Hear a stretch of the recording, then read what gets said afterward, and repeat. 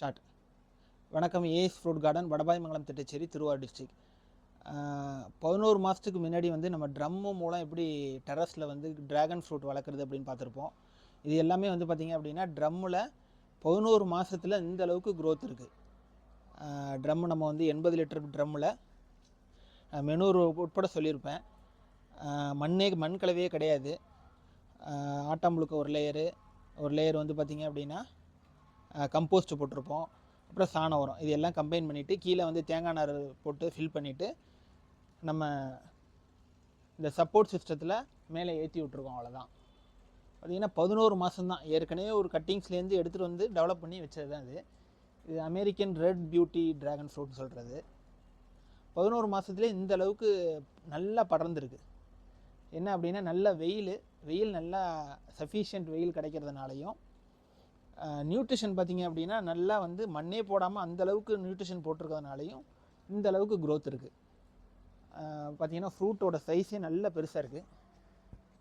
இதில் பார்ப்போம் பாருங்கள். இது வந்து ஃப்ரூட் வந்து பறிக்கிறதுக்கு தகுதியாக இருக்குது அப்படின்னா அப்படி நல்லா வந்து லூஸாக இருக்கும், நல்லா ஆடும். அதுக்கப்புறமேல் நல்லா கம்ப்ரெஸ் பண்ணிங்கன்னா அமுங்கும். ஒரு ரொட்டேஷன் தான், பறிச்சிடலாம். பார்த்திங்கன்னா நல்ல கடையில் வாங்கக்கூடிய ட்ராகன் ஃப்ரூட்டை காட்டிலும் நல்ல வெயிட் இருக்குது. இது அமெரிக்கன் ரெட் பியூட்டி அப்படிங்கிற ஒரு வெரைட்டி.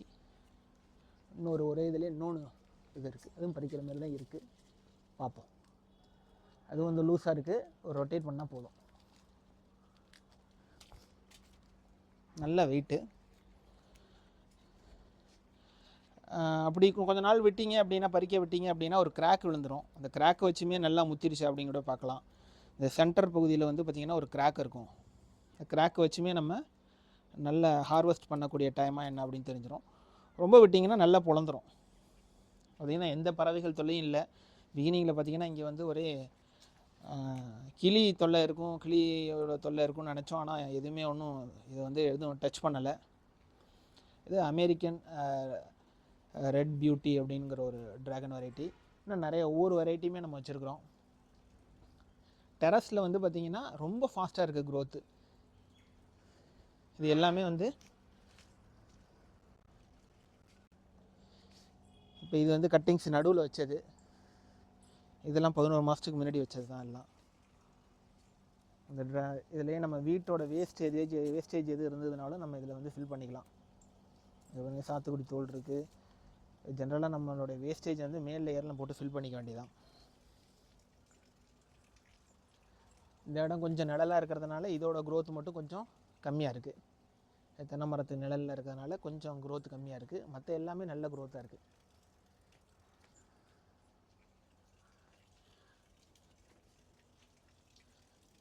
இந்த பந்தெல்லாம் நடுவில் நம்ம பேஷன் ஃப்ரூட் ஏற்றி விட்ருக்கோம்.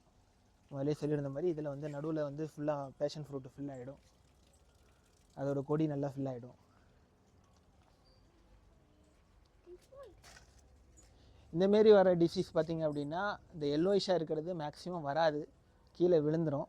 இது வந்து ரொம்ப சன்லைட் அதிகமாக இருக்கிறப்போ வந்து ஒரு ஃபங்கல் டிசீஸ் மாரி வந்து விழுந்துடும். அது ஒன்றும் பாதிப்பு கிடையாது நமக்கு. இதிலே பார்த்திங்கன்னா இவ்வளோ இருக்குது. எத்தனை பழங்கள் இருக்குது பாருங்கள். ஒரே இதிலே பார்த்திங்கன்னா அவ்வளோ பூத்துருக்கு. இதை நம்ம கமர்ஷியலாக பண்ணாதனால நம்ம எடுத்தெல்லாம் விடலை, அது போக்குக்கு விட்டாச்சு. இப்போ பிகினிங்கில் இந்த ஸ்ட்ரக்சரில் கொண்டு வரணும், ஒரே ஸ்டெம்லேயே கொண்டு வரணும். கீழேருந்து பார்த்திங்க அப்படின்னா இந்த வரதை ஒரே ஸ்டெம்லேயே மேலே கொண்டு வரணும். மேலே கொண்டு வந்துட்டு அதுக்கப்புறம் விட்டிங்க அப்படின்னா கொடமேர் அப்படியே தொங்கும். இந்த தொங்கக்கூடிய ஸ்ட்ரக்சரில் கொண்டு வந்தால் மட்டும்தான் ஃப்ளவரிங் எடுக்கும். இப்போ கீழேருந்து ஒரே ஸ்ட்ரக்சராக கொண்டு வரணும், மேலே அப்படியே படர விடணும். 11 மந்தில் இந்த அளவு க்ரோத் இருக்குது.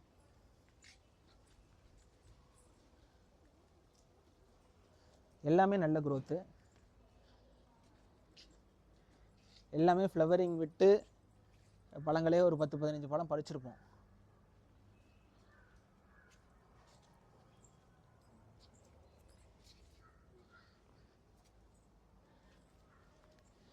இந்த ட்ராகன் வந்து ரெட் ஜெயினா அப்படிங்கிற ஒரு வெரைட்டி. இதுவும் ஒரு வெரைட்டி. ரெட் கலர் தான் ஃபுல்லாகவே. இது ரெட் ஜெயினா. இது வந்து தாய் பிங்க் வெரைட்டி வந்திருக்கு. ரெட் ஜெயினால் நிறையா எடுத்தாச்சு, ஒரு 10-15 பழம் போல் எடுத்தாச்சு இதில்.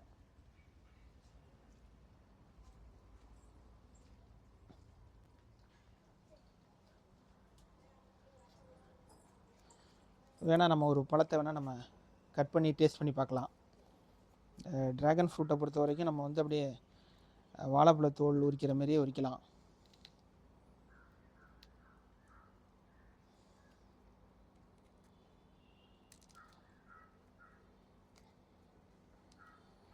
ரெட் வெரைட்டி ஒயிட் வெரைட்டியை காட்டிலும் வந்து எல்லா ரெட் வெரைட்டியுமே வந்து டேஸ்ட்டு பார்த்திங்க அப்படின்னா நல்ல ஸ்வீட் வெரைட்டி தான். எல்லாமே நல்ல இனிப்பாக இருக்கும்.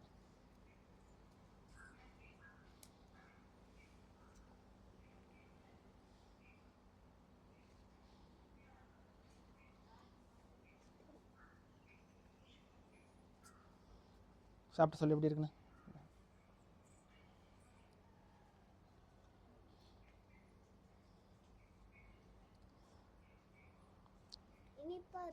இல்லை இனிப்பாக இருக்கா? பாப்பா எப்படி இருக்குன்னு.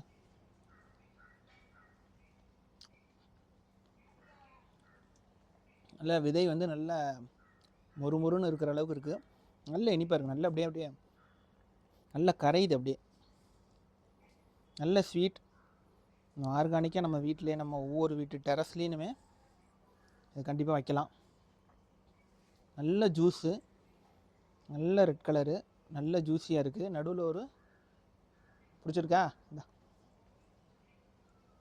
பழங்கள் சாப்பிடாத குழந்தைகளும் நல்லா சாப்பிடும்.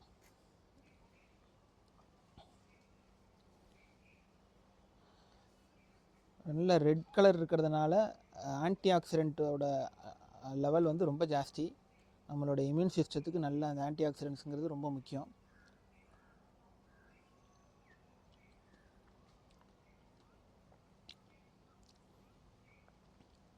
மீண்டும் வேறொரு பதிவில் வெவ்வேறு வெரைட்டி நம்ம ஹார்வெஸ்ட் பண்ணுறப்போ ஒரு வீடியோ போடுறோம். நன்றி, வணக்கம்.